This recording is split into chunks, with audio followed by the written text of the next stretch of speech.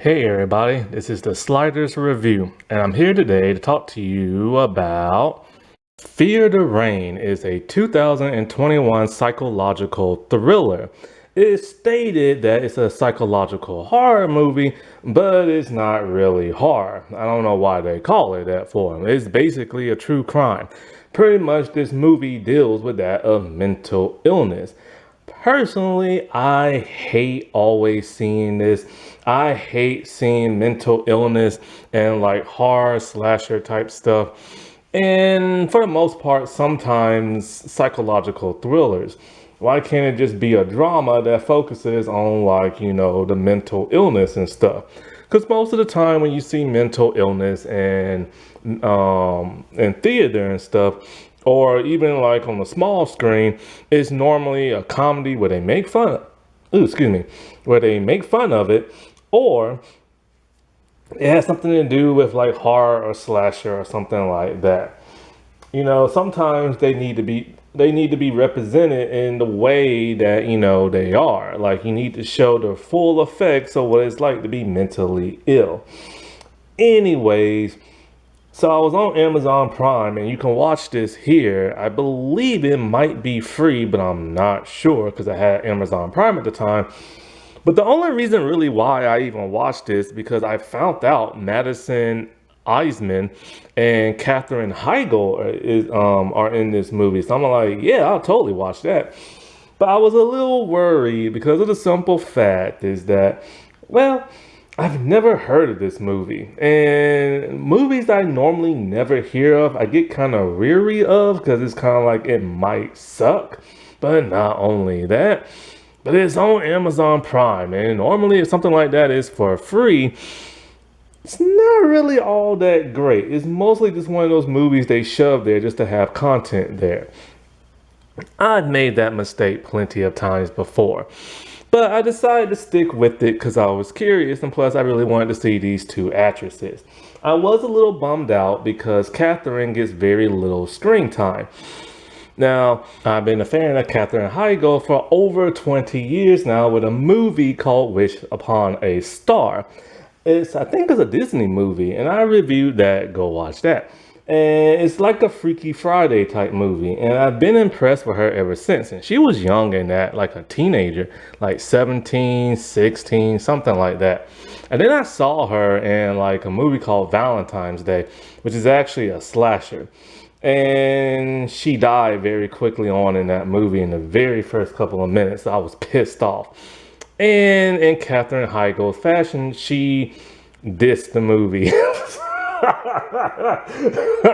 And it sucks that her career has pretty much faded away the way it has because of the opinions that she made about certain projects that she was in. And I remember I saw her in this television show that she produced on NBC. It was kind of like a government agent type show. It was so dry and boring. I stopped watching it after the first episode and it got canceled after the first season. Lately, I've been on YouTube and you know how like those ads pop up? There's a video with her talking about dog and medicines and what they should eat. And I'm just like, man, I'm pretty sure this is not how she wanted her career to go. Talking about dogs' digestive system on YouTube, but you know how Hollywood is. When you get canceled and stuff. And so I've been a fan of Madison Eisman ever since the I Know What You Did Last Summer television show on Amazon Prime, which I hate to death. But I also saw her in Annabelle Comes Home. And that was pretty cool and whatnot. But I haven't really seen her in much. It's interesting because I'm just like, wow, this is another like almost kind of slashery kind of thing. She really loves horror. At first, I thought she was typecast, but no, she prefers horror slasher stuff and stuff. Like she just really, really loves it, she says. And once again, she's playing a teenager for the umpteenth time. She's almost 30 years old. I think she's 26. And she still looks like a teenager and she still plays a teenager. And so the movie revolves around her character. Now, Here's the thing about this movie, right? It's an okay movie. It had potential, but the writing kinda let it down. Does it want to be a psychological thriller? Does it want to be about mental illness? Does it want to be a true crime story? Like, what does it want to be? You know what I'm saying? All those elements are fine. The problem is you have to make it work well in the writing, and sadly, the writing kind of let it down. You know, if this was going to be a true crime thing, which it is, then they really should have had it to where, I don't know, the mental ill, because she's schizophrenic in this, the mental illness, it really helps play in capturing this person. Technically, it does in this movie, but you really don't get the sense of it that it does because the movie plays tricks with your mind. You literally have no idea who is real in this movie and who is not. Now, that part is fun, trying to guess who real and who is not. Because the father gives a throwaway line about the Caleb character, talking about he's not real. I'm all like, hold up, he seems pretty real. I'm like, oh no, wait, she's schizophrenic. And so I'm just kind of like, well, who is real in this movie? And I started to guess, okay, I know exactly who's not real. Because I'm all like, why does Katherine Heigl, who really needs a boost in her career, why is she barely in this movie? And I'm all like, oh, wait, I bet I can figure out. And I was right. She's dead. She ain't real. And so, like, yeah. And if you're gonna do like mental illness type things, schizophrenia, it's always better in horror when there's some kind of like monster that's like grabbing or killing people, and like only people who are mentally ill for whatever reason can see it. Because of the imbalance of like chemicals in like in their head or whatever and stuff like that. So it's like that's always fun, but they didn't do that here. And they tried to pay it off at the end, but it just didn't feel satisfying. So some more reworking and more restructuring should have like been in this movie, you know? Like it really should have been in this movie. And it would have helped it a whole lot more, I feel like, if it was just structured better and they come up with just one scenario theme and just run with that. Now, Castile Landon, she is the one who wrote and directed this. I am not familiar with her work, but after looking at her resume, she has 3 movies that are titled after, and something comes after the word after. So she's a part of that franchise. Now, the movie had a budget of like, 24,000 or something like that. And it made only 170 like thousand or something like that because it had a limited like theater run. I don't know why it did, but it did. It's on DVD and stuff like that, and also on streaming on certain platforms. And so, like, I really wish this movie could have been just a lot stronger with, like, it is strong with the mental illness, and you do ask yourself who's real, who's not, but you don't kind of find that out until the very end of the movie. I wish they would have, like, played a little bit more with that. Because after you find out who's real and who's not, then you start to ask yourself, the thing she's accusing this one teacher of, could it be real or could it not? You kind of don't pay attention to that because all you can think about is who's real and who's not in this movie, you know? Now, Madison does a phenomenal job acting in this movie as a person who is schizophrenic.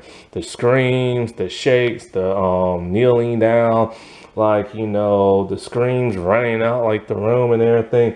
Like, she is truly haunted by her own mind. Now, the movie starts off amazing. Basically, there's a person with yellow eyes chasing her, and they capture her and they throw her into like a pit, and they start burying her alive and she crawls out, but it's all like a dream sequence and everything. And she wakes up in the hospital screaming and hollering and like stuff like that. And I'm like, man, why couldn't the rest of the movie be like that? That's awesome. But no, they didn't want to do that. Now, this movie has like barely no diversity, which really sucks. And this came out in 2021, so there's no excuse. Pretty much the entire cast is white. You have an Asian actress who voices the voice in like, well, Madison's character is called Rain. And so the Asian actress, is the voice, the schizophrenic voice in like Rain's head. Then you have a black actress, Inuka, what's it? Uyuma or something like that. She is a therapist, but she only gets like a minute of screen time. Then you have this Ukrainian actress who can pass for like a Latino, but she's Ukrainian and stuff. And she plays a bully. So, yeah. And so, but everybody does a really good job, sadly, except for the father, John, who's played by Harry Connick Jr. Look, Harry's a singer, not an actor. So he tried, and you can tell he tried and everything, but like, it just didn't quite work. You know what I'm saying? This is why you have to like add an actual actor. And so there's a teacher in here who Rain keeps accusing of stuff. And the teacher name is Miss McConnell, and she's played by Eugenie Border Urant, something like that. And it's funny because like both her and Madison are part of the Conjuring universe. She was a part of one of the Conjuring movies, and Madison's part of the Annabelle movie. And then they added racist actor Israel Brosword, and he plays Caleb. Basically, he got semi-canceled back in 2018 for writing a lot of racist stuff on Twitter. Go figure. He hasn't had much roles since, and he didn't have many roles before that, so screw him. But basically, this movie is about a 17-year-old girl named Rain. She is mentally ill, and she's always seeing these visions. And she believes that her neighbor, her teacher, Miss McConnell, has kidnapped a girl and is hiding her in the attic. Her father is at his wit's end, and he can't like deal with this no more. And she's accused the teacher before and stuff. So they go over and they see in the attic there's a bunch of dolls, like porcelain dolls. And she's all like, wow, this doesn't make me look good and everything. But there's a lot of older women who collect porcelain dolls, you know what I'm saying? But she makes an excuse. And so all throughout the movie, you have like Rain, interacting at school, and the students are very nasty to her. They call her crazy and this and that. She can't help it because there's a chemical imbalance in her head. And so one of the girls, the Ukrainian actress, I forget the name of that character, she's really rude and nasty to her. Now, there's an odd scene in this movie where the Ukrainian girl is upset and talking to one of her parents on the phone because they're going through a divorce, and Rain tries to like help her and everything and being nice, like befriend your bully and everything. It's a touching scene, but it just has no place in this movie. So basically, Ukrainian girl freaks out and like, don't you touch me and all this other stuff, and all the students are like looking at her and this and that.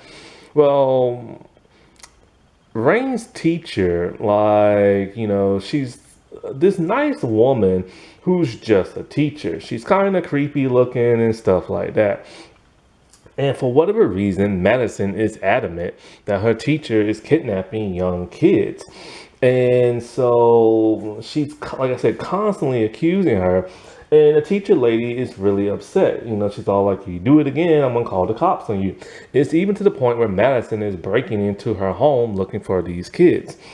And so she befriends a guy named Caleb, who becomes kind of like her love interest. He doesn't understand mental illness, and she tries to explain to the best way she can. He sees all the medication she has to take, which is like a lot. and her giant pills and this and that. But he's willing to give her like a try, which is really cool. It's difficult, dealing with people with mental illness. It is something that is not for people who are impatient. And so, like,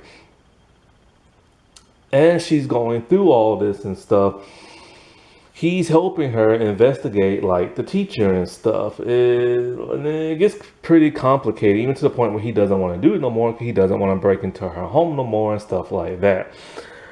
Her dad literally is just like, he can't deal with it no more. Like, he really, really can't. And he's all like, who is this Caleb person? I've never seen him. And like, you're making him up. And are you taking your medication? And like, he checks her medication, make sure she's taking it. But him and her have a rocky relationship to the point where she stuffs all the pills in her mouth, being like, oh, is this what you want me to do? And blah, blah, and crap like that, right? And it's to the point where he's thinking about putting her in a mental ward and everything. And so, like, her mom, who's not really there, is like, oh, do you have a boy over? Oh, did I ruin this? Blah, blah, blah. And so Caleb just kind of looks at her, kind of like, and gets kind of freaked out and leaves to the point where he kind of ghosts her a little bit.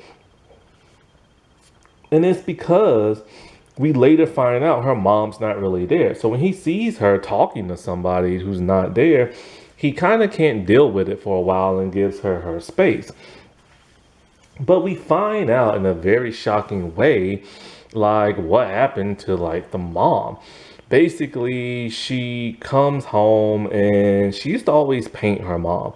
And one day she's freaking out and she's threatening to harm herself with like the spatula thing to like the painting thing. I forget what it's called. It's like a thin little spatula that looks kind of like a knife. And so she threatened to harm herself, and the dad comes in and is all like, look, I gotta be honest with you. Your mom's not here. She passed away 3 years ago. And she's all like, how can this be? Now, this is a big turning point because we don't really know that yet in the movie. And so, like, because we see her mom in the movie and everything seems fine, but it turns out she's not there. And so once the dad's all like, Caleb's not real, and then we find out the mom's not real, then we start to wonder, is the teacher even real? And then you start to think in your head, is it like, Rain who's kidnapping these kids, if they're really being kidnapped and everything, because she's losing it really bad right now. Basically, she's like, we see a scene where her mom is like dangling in front of her on the ceiling, indicating her mom might have, roped herself. That's the best way I can put it without like getting in trouble on YouTube. And so, like, if that's true, then her mom probably just couldn't deal with her daughter being this way, or maybe her mom is mentally ill also. And so the dad's all like, I've just been pretending your mom is real to comfort you so you don't like fully lose it and everything. And so while that's all happening, beforehand, all this revelation happened. The girl that she saw in her teacher's like attic through the window, and her teacher holding her, is like a little mixed black girl, right? And so her and Kayla was on the computer and looking for missing kids, and they found the picture of the little mixed girl. So the question is, how in the world does Rain know what this real life person looked like if she schizophrenic and supposedly saw it like pretending in the window? So it makes you think, could she have kidnapped this girl? Could she have harmed this girl? Or is the teacher really a bad person? So freaking out after the revelation of her mom, she breaks back into the teacher's home. The dad hurt himself falling down the stairs. So she's looking, and there's a locked door to the basement. If there's a locked door to the basement, that's kind of an indication that something ain't right. So the teacher came home, she's sneaking around the house, she grabs the keys and she goes down into the basement. And there she finds the little mixed girl in the cage. And all I could think of, is this real or is this not? You know what I'm saying? And so as she gets the girl to, trying to get the girl to safety, in comes the teacher. And so the teacher is all like, I can explain this, blah, blah, blah, stuff like that. But then all of a sudden, Caleb comes from behind and tries to choke out the teacher in the headlock. And all I could think of is, how the heck did he get there, and is he real? The dad literally said he's not real. But I forgot, they had broke the window into like the basement, so that's how he got in. So those two fight, and the teacher kind of stabs him in the neck a little bit. And so she runs outside, and well, she's trying to tell the little girl, run outside and go get help and blah blah blah. But the teacher's all like, "Look, I was gonna let you go and everything because she's mentally ill. Nobody's gonna believe it anyway." But then he came. But then she told the truth and all like, "I was gonna kill you anyway." So I forget how the teacher is taken down. But basically, the dad had already called the cops and stuff. And so the cops out there, the little girl is safe. Caleb is technically real because the dad's all like, "Oh my God, you're real?" and everything. And the teacher goes bye bye off the prison and stuff. Now, my problem here is, I get what they was trying to do, you know what I'm saying? Trying to show the, vindication for Rain that, the teacher really is creepy and really is kidnapping little kids and stuff like that. But the problem is because you don't really get the hint that she does because she's so nice, you know what I'm saying? And so I get they wanted to keep that twist, so keep that intact. But the problem is, throughout the entire movie, we're told that everything Rain does is wrong and everything she sees is not there. Then they give us the big revelation of her mom being dead and her mom not really being there. And the contemplating if Caleb is real or not.